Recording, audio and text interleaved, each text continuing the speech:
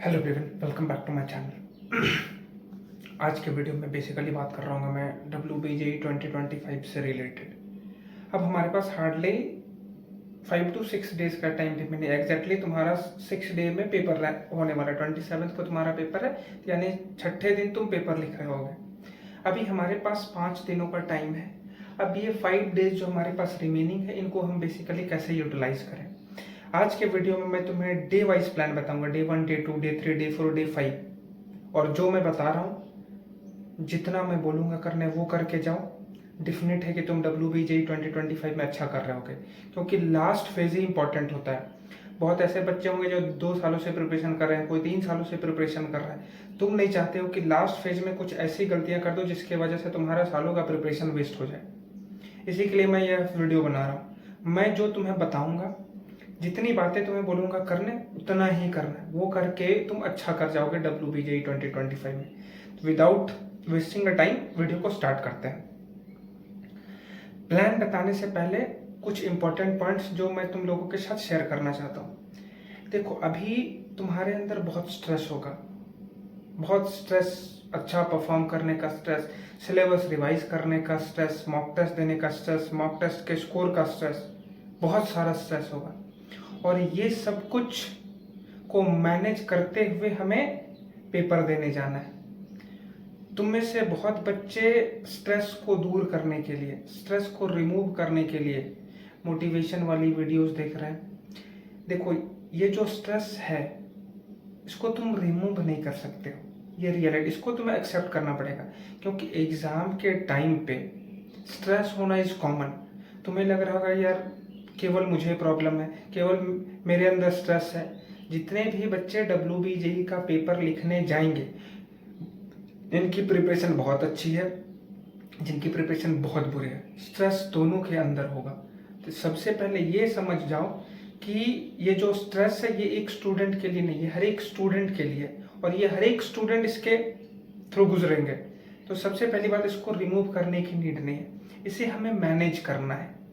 Stress रहेगा, सबसे पहले बात माइंड में ये रख लो कि स्ट्रेस तो रहेगा। जब तक तुम कॉलेज में नहीं चले जाओगे तब तक स्ट्रेस रहेगा। अभी एग्जाम का स्ट्रेस है, फिर रिजल्ट का स्ट्रेस होगा, कॉलेज अलॉटमेंट का स्ट्रेस होगा। जब तक तुम कॉलेज में एंटर नहीं करोगे तब तक तुम्हारे साथ स्ट्रेस कंटिन्यू रहेगा। तो हमें स्ट्रेस को मैनेज करना है, रिमूव नहीं करना है। और रिमूव करने के लिए तुम मोटिवेशनल वीडियो देख रहे हो, वो कहीं ना कहीं वो स्ट्रेस को एड ऑन कर रहा है। उस मोमेंट पे जब तुम वीडियो देख रहे हो, उस मोमेंट पे तुम्हें सब सही लग रहा है, तुम मोटिवेटेड फील हो जाओगे। 2 घंटे 3 घंटे अच्छे से पढ़ाई कर लोगे, बट दोबारा फिर से वो स्ट्रेस आ जाएगा। क्योंकि ये जो स्ट्रेस है इसको तुम रिमूव नहीं कर सकती। ये तभी रिमूव होगा जब तुम कॉलेज में एंटर कर जाओगे। तो इसे रिमूव करने की हमें कोशिश भी नहीं करनी है। ये बातें समझ में आ गई। अब हम लोग बात करते हैं डे वाइज प्लान का। क्या रहने वाला है हमारा अगले 5 दिनों का प्लान। तो इस मोमेंट पे मैं ये इमेजिन कर रहा हूँ कि मैक्सिमम बच्चों ने सिलेबस को अच्छे से कवर कर लिया होगा। और अभी भी अगर तुम्हारा सिलेबस नहीं कवर हुआ है तो बहुत दुख के साथ यह कहना पड़ रहा है कि तुम अब अच्छा नहीं कर सकते हो।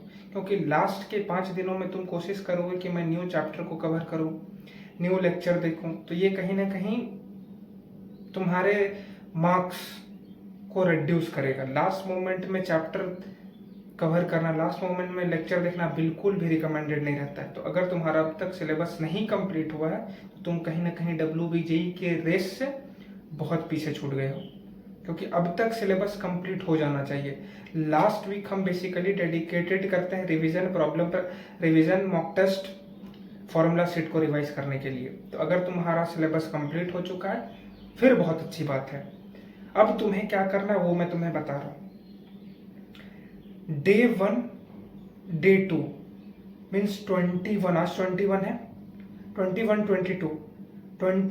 22 को तुम क्लास 11th के जितने भी चैप्टर्स को तुमने कवर कर रखा है उसको रिवाइज करोगे। रिवीजन के लिए तुम नोट्स का यूज करना। बहुत बच्चे लेक्चर यूज करेंगे, बहुत बच्चे शॉर्ट लेक्चर जिसमें मैराथन टाइप का लेक्चर होता है वो यूज करते हैं रिवीजन के लिए।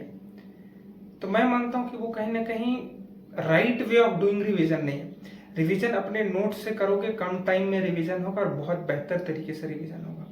तो रिवीजन करना है हमें 21 और 22 को क्लास 11th का। ये हो गया 23, 24, 23rd 24th को तुम रिवाइज करोगे क्लास 12। 23rd और 24th को तुम रिवाइज करोगे क्लास 12 के सिलेबस को, जितना तुमने कवर कर रखा है। 23rd 24th को तुमने रिवाइज कर लिया क्लास 12 के सिलेबस को। 25th को तुम एक मॉक टेस्ट दोगे। वो मॉक टेस्ट बेसिकली PYQ का रहने वाला, कोई रैंडम कोचिंग का मॉक टेस्ट नहीं देना। 25th को तुम एक मॉक टेस्ट दोगे प्रॉपर एग्जाम लाइक एनवायरनमेंट पे। एग्जाम में कैसे होता है, 11 to 1 एक पेपर, फिर 2 to 4 एक paper. Exact exam like environment में तुम पेपर दोगे 25 अप्रैल को। ये बातें समझ में आ गई। 26 the last day of preparation. 26 को तुम जितने भी इंपॉर्टेंट फॉर्मूला है फिजिक्स केमिस्ट्री मैथ्स के, उनको तुम रिवाइज करोगे। फॉर्मूला की शीट अगर तुम्हारे पास नहीं होगी तो मैं डिस्क्रिप्शन में लिंक डाल दूंगा फॉर्मूला शीट की, वहां से जाके तुम डाउनलोड कर सकते हो। अगर तुम पर्सनली मुझे रीच आउट करोगे तो मैं तुम्हें फॉर्मूला शीट प्रोवाइड कर दूंगा तुम्हारे व्हाट्सएप में। 26 को तुम केवल फॉर्मूला रिवाइज करोगे, कोई लेक्चर नहीं, कोई प्रॉब्लम प्रैक्टिस नहीं, किसी भी टाइप का वीडियो लेक्चर कंज्यूम तुम्हें नहीं करना है। 26 को केवल तुम फॉर्मूला रिवाइज करके चले जाओगे 27 को पेपर देने। तो ये था हमारा बेसिकली 5 डेज का प्लान। 21, 22 क्लास 11th का रिवीजन, 23, 24 क्लास 12th का रिवीजन, 25th को एक full length mock test exact exam like environment में, 26th को हम सारे फॉर्मूलाज को रिवाइज करेंगे, इंपॉर्टेंट फॉर्मूलाज को हम रिवाइज करके एग्जाम के लिए रेडी हो जाएंगे। और 26 just a day before exam हर एक स्टूडेंट को यह मैं रिकमेंड करूंगा कि प्रॉपर 8 घंटे का नींद लेना। ये नहीं कि 2 घंटे 3 घंटे 4 घंटे 5 घंटे सो के एग्जाम में चले गए। अगर ये करोगे तो एग्जाम के मिड वे में तुम्हें नींद आने लगेगी, और तुम नहीं चाहते हो कि पूरे सालों का मेहनत हम सो के बिता दें एग्जाम हॉल में। तो 26 को हर एक स्टूडेंट मिनिमम 8 घंटे की स्लीप लेके एग्जाम देने जाएगा। ये मस्ट है। ये नहीं कि 6 घंटे सो के चलेगा 4 घंटे सो, बिल्कुल नहीं। 8 घंटे की प्रॉपर नींद लेनी है तुम्हें। ये बातें समझ में आ गई। तो ये था हमारा बेसिकली 5 डेज का प्लान, और ये 25th सेशन के लिए आखिरी वीडियो है। इसके बाद 25th सेशन वालों के लिए कोई भी वीडियो नहीं आएगी। यही तुम्हारा फर्स्ट और यही तुम्हारा लास्ट वीडियो रहने वाला है 2025 वाले सेशन के लिए। तो मैंने प्लान बता दिया, ये प्लान को ही फॉलो करना है, और कोई प्लान और कोई वीडियो तुम्हें देखने की नीड नहीं। ये जो मैंने बताया इनको अच्छे से फॉलो करो। ये फॉलो करोगे तो अपना मैक्सिमम एग्जाम में तुम डिलीवर करके आ पाओगे। तुमने जो मेहनत करा है उसका मैक्सिमम यूटिलाइजेशन होगा, और उसको तुम एग्जाम में डिलीवर करके आ पा रहे होगे। तो ये 5 डेज को अच्छे से यूज करो, जो मैंने बताया उसको सीरियसली फॉलो करो। लास्ट में मैं कुछ बातें बोल देना चाहता हूँ। देखो, मैं पिछले 2-3 सालों से बच्चों को गाइड कर रहा हूँ। बहुत बच्चे मेरे से मेंटरशिप लेते हैं। मेंटरशिप लेने वाले बच्चों का almost more than 95% of the selection rate है। बहुत बच्चे मेरे से मेंटरशिप नहीं लिए होंगे, जो बच्चे मुझे देख रहे हैं बहुत बच्चे मेंटरशिप मेरे से नहीं लिए होंगे। देखो, मैंने सबको इक्वली गाइड करा। तुम अगर मुझ तक रीच आउट किए तो मैंने तुम्हारी हेल्प करी। जितने भी बच्चे मुझ तक रीच आउट किए मैंने सबकी हेल्प करी, क्योंकि मेरा एंड पर्पस यही है कि बच्चों का हेल्प करना। ठीक है, जो बच्चा मेंटरशिप ले रहा है उसके लिए तो एक्स्ट्रा केयर करना कंपलसरी, बट जो बच्चा मेंटरशिप नहीं अफोर्ड कर पाता या जो बस कुछ अपने डाउट्स को क्लियर करना चाहता, उन बच्चों को भी मैंने बहुत हेल्प करा। लास्ट मोमेंट में बस कुछ बातें बोलना चाहूँगा तुम लोगों के साथ। देखो, तुमने मेहनत करी है, बहुत बच्चे मेहनत करते हैं, बट सिलेक्शन बहुत कम का होता है। ये रियलिटी है। ऐसा नहीं कि मैं बोलूँगा कि 1 लाख बच्चे मेहनत करें तो 1 लाख का भी सिलेक्शन हो जाएगा। बहुत लिमिटेड बच्चों का सिलेक्शन होगा। जिनका सिलेक्शन होता है उनको एक अच्छे कॉलेज में एडमिशन मिल जाता है, पर जिनका नहीं होता वो प्राइवेट कॉलेज चले जाते हैं या कोई अदर कोर्सेज करने लगते हैं। हमें एक बात का ध्यान रखना है कि एक एग्ज़ाम हमारे फ्यूचर को डिसाइड नहीं कर सकता है, क्योंकि सोसाइटी में तुम देखोगे कि सोसाइटल प्रेशर इतना रहता है कि अगर तुम एक पर्टिकुलर एग्जाम में फेल कर जाते हो तो सोसाइटी तुम्हें फेलियर की तरह ट्रीट करने लगती है। बट इन रियलिटी ऐसा नहीं होता। एक एग्जाम में इतनी कैपेबिलिटी नहीं है कि वो यह डिसाइड कर पाए कि तुम लाइफ में सक्सेसफुल होगे या नहीं होगे। ये बात को ध्यान रखना, ये बहुत इंपॉर्टेंट है। बहुत लोग आज के टाइम पे नहीं बताएंगे, क्योंकि आज के टाइम पे education is just a business. पढ़ाई पढ़ाई नहीं रह गई, एक बिजनेस रह गया।